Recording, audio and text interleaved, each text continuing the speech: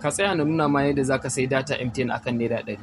Kai ba ma iya MTN ba, kowace data da ka sani tana da matukar arhar gaske a cikin wannan website din, wanda suke sai da Itel akan 250, Nan Mobile akan 142 fa. Salfat data website ne da yake sai da data mai matukar arha kuma da quality, kuma website din na da matukar tsaro sosai. Gaskiya zan iya cewa ban taba ganin website mai arhar data kamar Salfat data ba.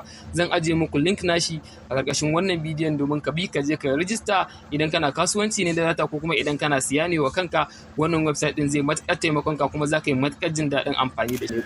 Mu shige zuwa cikin bidiyon mu nuna ma yadda zaka rijista da wannan website din wanda ake kira da Salfat data domin siyan data mai matukar arhar gaske. Yadda zaka rijista tare da ka danna akan link zai kawo ka zuwa nan gurin.